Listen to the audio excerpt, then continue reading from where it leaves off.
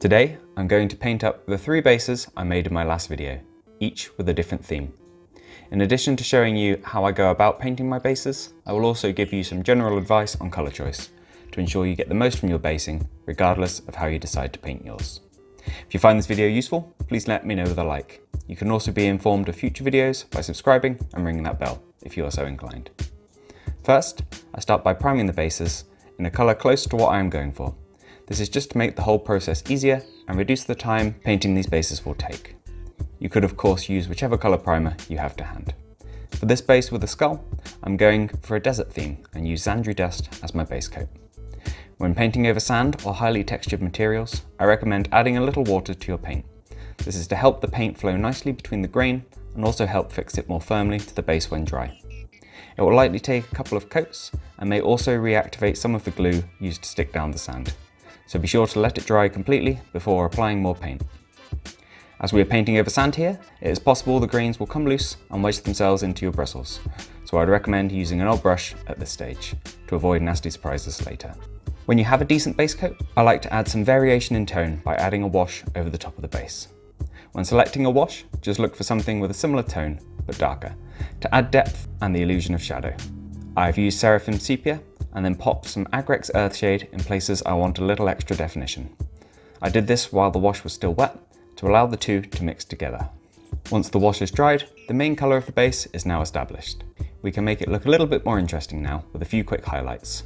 For this desert base, I put some Ushabti bone on a stubby brush and work the paint into the bristles by rubbing it on some tissue. When you can see that there is not much liquid paint left in the brush, begin to apply it to the raised details of the base as a pretty heavy dry brush.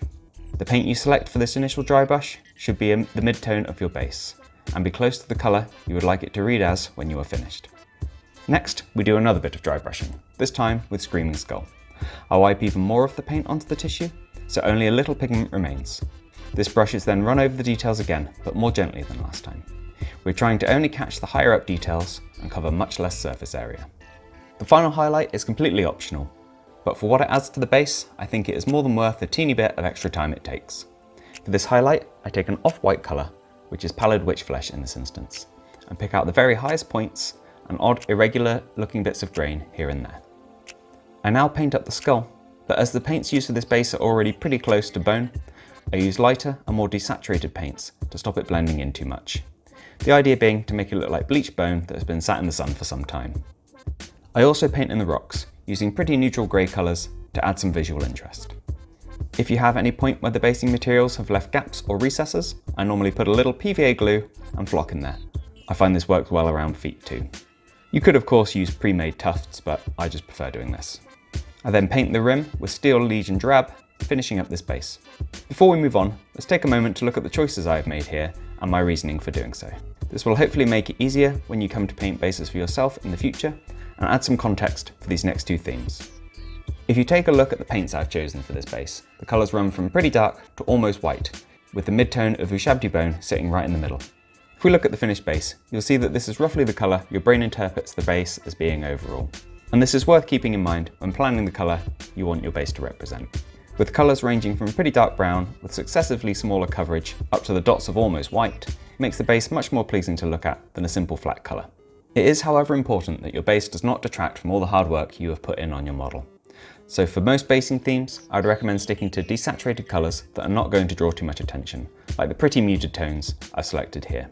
Ideally, you want the overall tone of your base to contrast with the main colours of your model too. So if your miniature has a lot of warm reds, oranges and yellows, then a cooler colour works nicely. Conversely, this model has a lot of green, so I went for a darker purple base. But enough of my waffling, let's apply this painting method to two more bases. I'm going to paint this next base in a similar way to most official Games Workshop box art, and go for a nondescript, muddy, dry wasteland. For this, I base coat with Mournfang Brown, and then wash with Agrex Earthshade. Although Mournfang Brown is quite a rich colour, the wash knocks it back quite nicely. For the dry brushing, I start with Sylvaneth Bark, and then move on to Screaming Skull again for the light dry brush. For the spot highlights, I use Pallid Witch Flesh again too. I then finish up painting the additional details, adding a little flock and the same Steel Legion Drab rim. If you're looking to fine tune the look of your brown, try switching up the mid-tone. On my towel, I wanted the red elements to stand out as much as possible, so I went for the more arid looking Karak stone for the initial dry brush of the base. Other than this, these two bases are identical, but I think removing the red tones of the Sylvaneth bark changed the overall look substantially.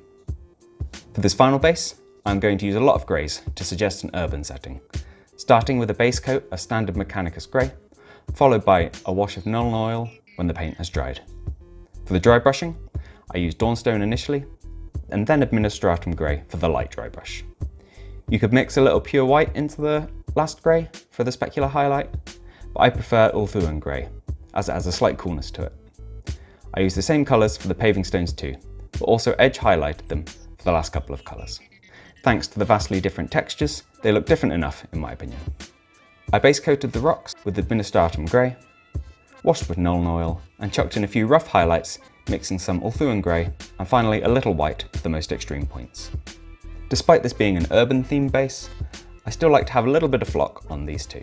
Nature is pretty good at taking root in almost any environment, and I think a small amount still looks good here. I would however recommend popping a little brown wash like Agrax or Seraphim Sepia around the grass and in recesses to give a hint of natural earth lying under the surface.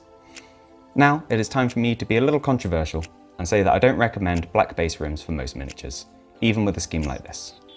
When I look at miniatures with a black base rim, I find my eyes are quite often drawn towards it, making the model less impactful. Instead, I would recommend sticking with Steel Legion drab rim that I've used on my other bases, most of the time. If you take a look at my Tomekeepers here, hopefully you will agree they'll look just fine like this, and can imagine how such a dark and distinct colour would draw attention from the overall very neutral scheme. There are of course exceptions to these rules, so let's take a look at a few of my previous projects. On my Imperial Fists, the yellow is distinct enough to hold your attention when you look at the miniature, and this black base rim doesn't affect it negatively. This is likely to be true for other brighter colour schemes like Alpha Legion and Empress Children too. Although the Space Wolf doesn't have the boldest of colour schemes, the top of the base has quite a rich blue, which overpowers the black rim nicely. Whilst I could have also painted the rim in dark blue, I feel doing so would make the entire miniature look like a mass of blues and affect the project overall. I always paint my Blackstone Fortress miniatures with a black rim, as it is thematic to the setting and non-negotiable in my eyes. I do, however, try to keep the other colours on the base pretty desaturated, or at least contrasting with the model to compensate. Of course, all of the advice given here is my opinion, and there's no right way of doing any of this. Whilst I've used Games Workshop's own paints for this video, you could of course use another manufacturer's equivalent, or switch up the colours completely. As long as you pick your paints wisely, you could apply this method to almost any general colour. But that's it for today. I hope you have found something useful in this video. If you have anything you would like to ask me, or anything you would like to add on this topic, please let me know in the comments below.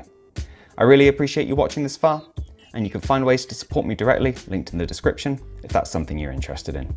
If not, I completely get it, but would urge you to check my Amazon page next time you need some hobby bits, the link to which can also be found below. It's packed with products I recommend, including brushes, paints, tools, and books. Starting your next hobby spree there doesn't cost you an extra penny, but makes a big difference to me. Thank you for watching, enjoy your hobby, and I'll see you next time. Take care.